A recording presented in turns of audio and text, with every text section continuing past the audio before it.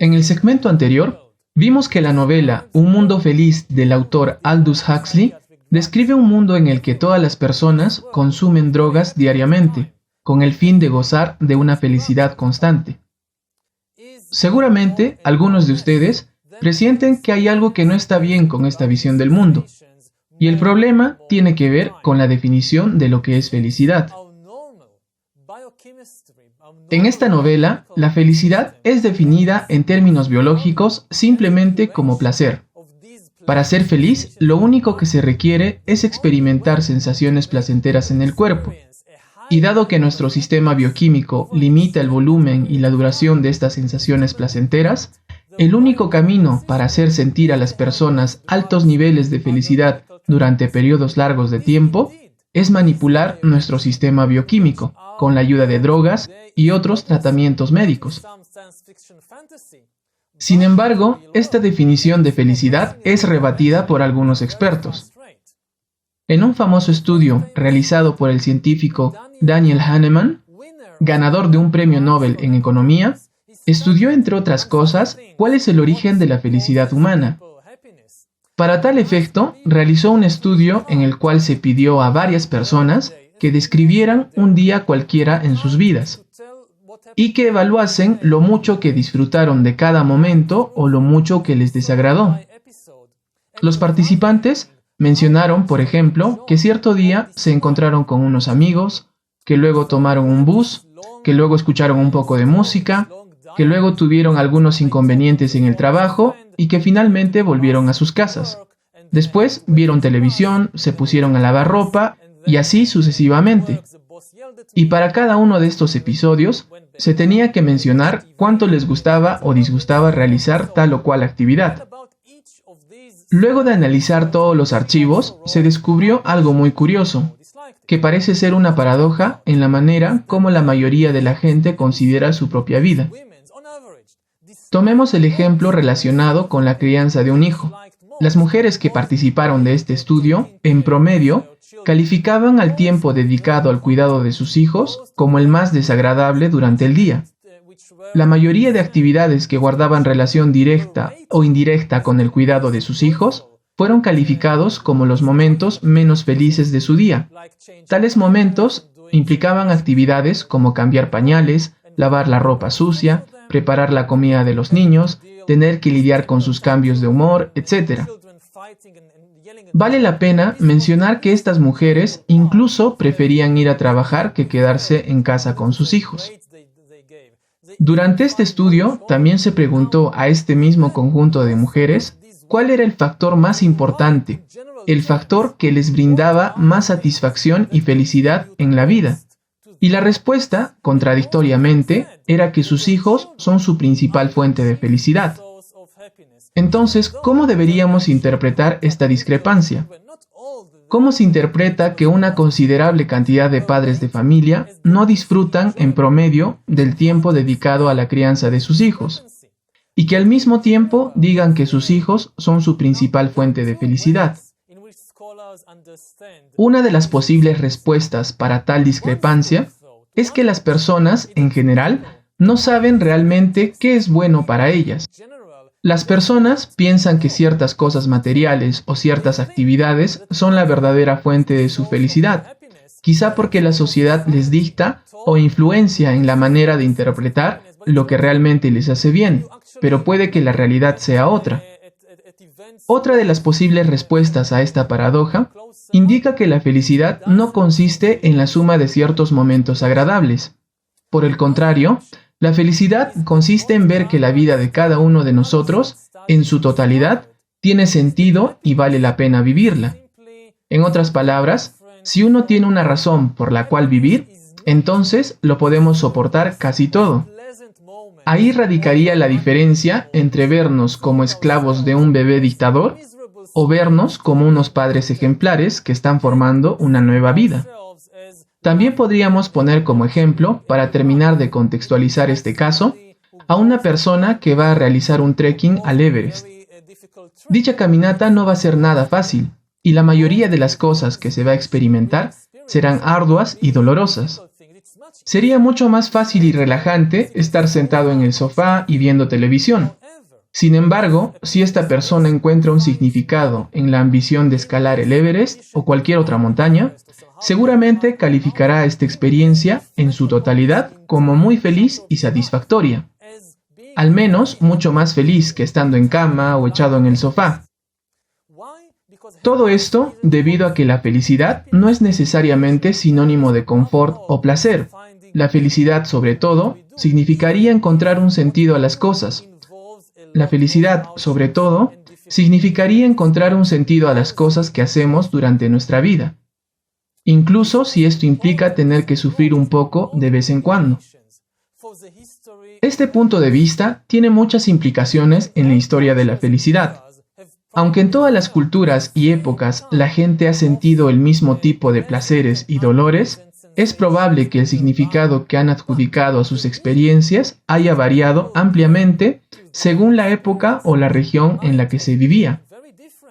Si es así, la historia de la felicidad podría haber sido mucho más turbulenta de lo que los biólogos normalmente imaginan.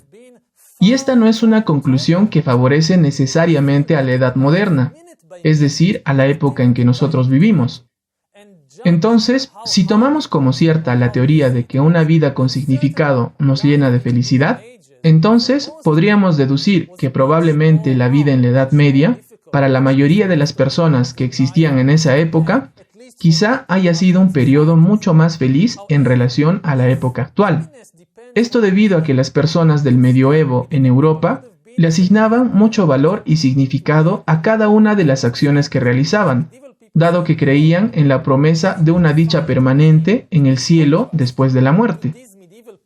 En contraste, una gran cantidad de personas en nuestros días que no profesan religión alguna y que quizá gozan de muchas comodidades, probablemente viven una vida vacía, ya que no creen ni en el cielo ni en el infierno, y no creen en ningún plan cósmico.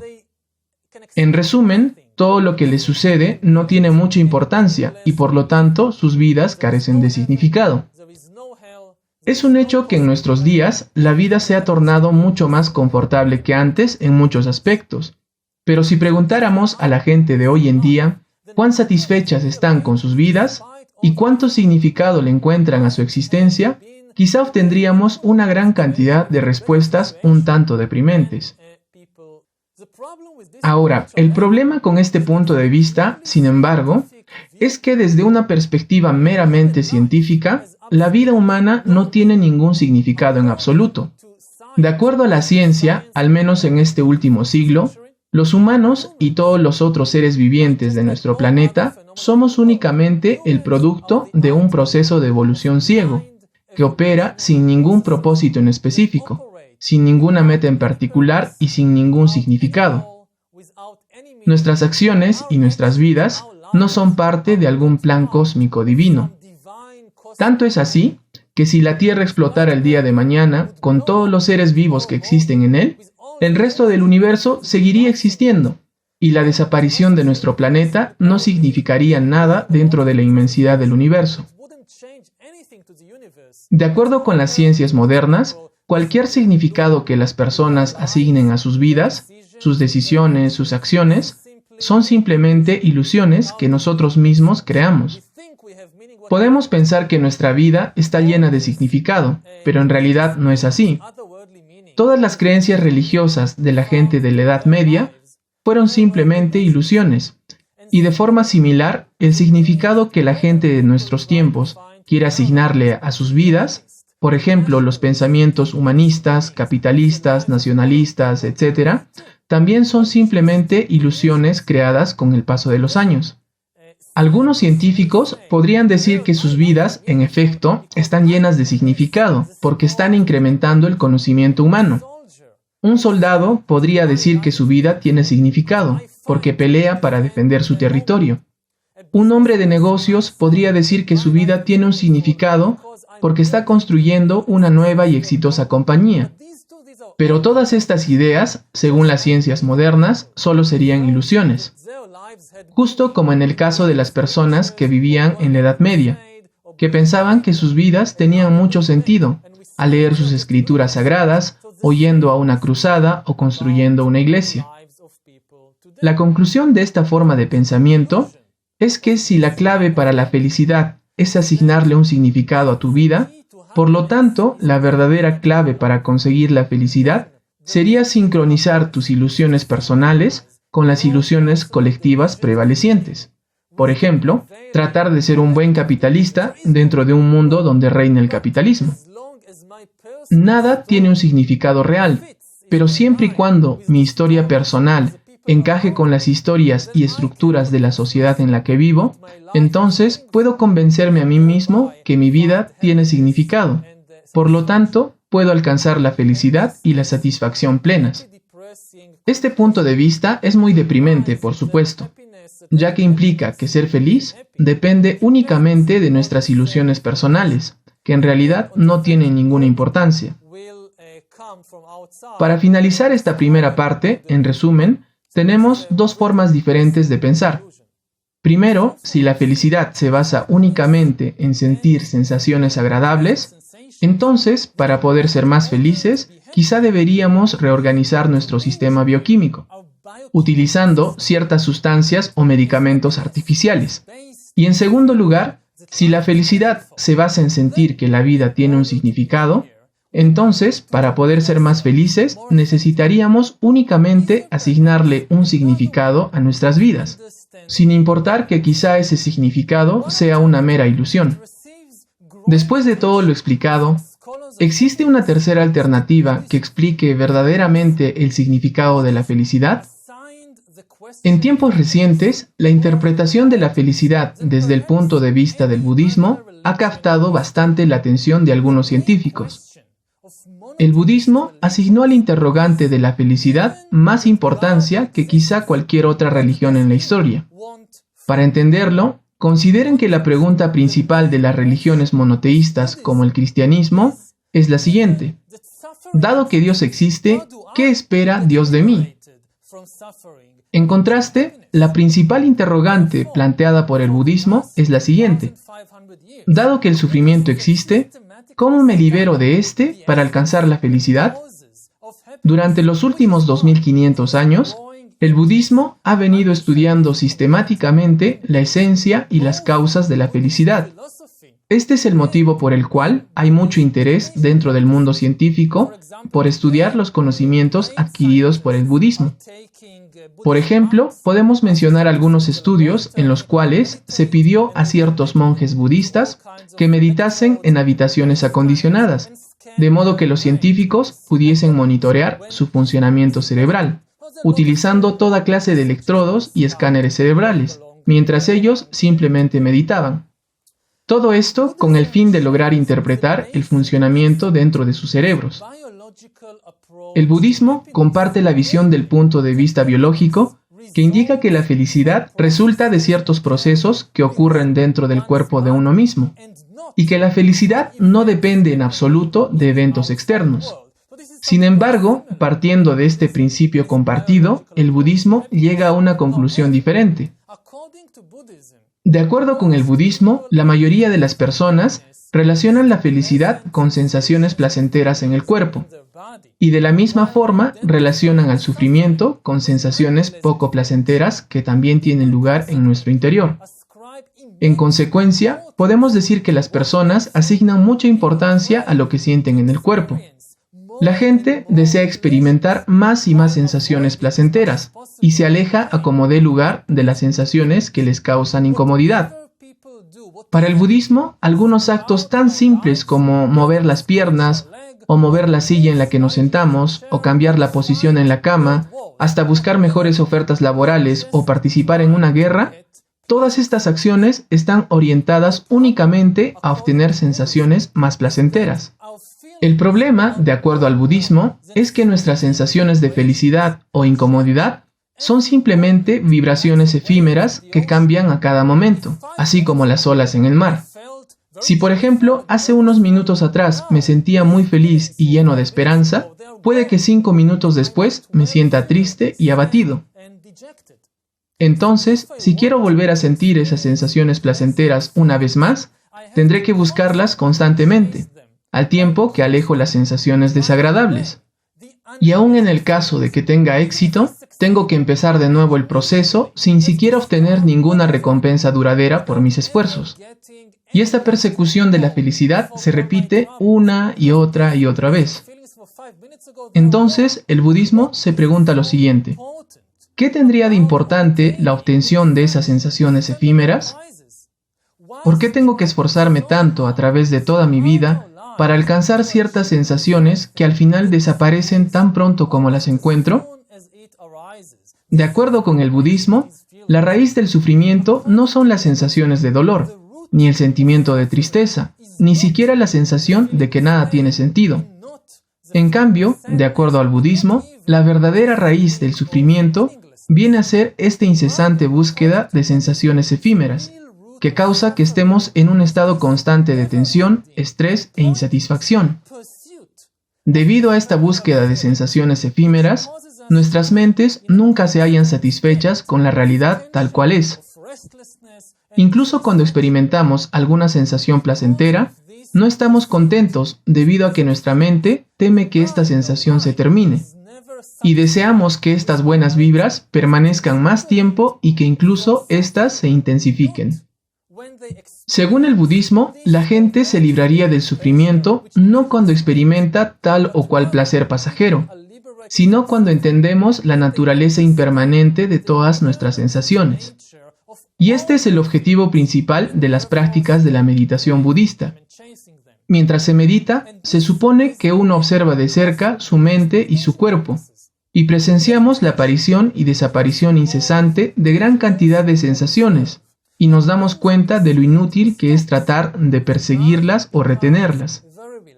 Y una vez que logramos apaciguar nuestra mente y dejamos de dar vueltas en este círculo vicioso, nuestra mente se vuelve más relajada, clara y satisfecha. Todo tipo de sensaciones seguirán apareciendo y desapareciendo. Sensaciones como la alegría, la ira y el aburrimiento. Pero cuando uno deja de anhelar sensaciones concretas, éstas se aceptan sencillamente por lo que son.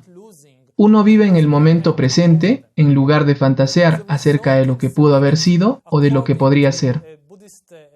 La serenidad que resulta de las prácticas de la meditación budista sería tan profunda que la gente que pasa su vida en una búsqueda frenética de sensaciones agradables apenas puede imaginarla. De otro lado, no podemos pasar por alto que esta idea es ajena a la cultura liberal moderna.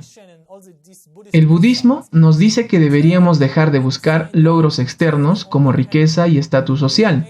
Por el contrario, deberíamos conectarnos con nuestros sentimientos internos. Para resumirlo en una sola frase, la felicidad empieza dentro de uno mismo.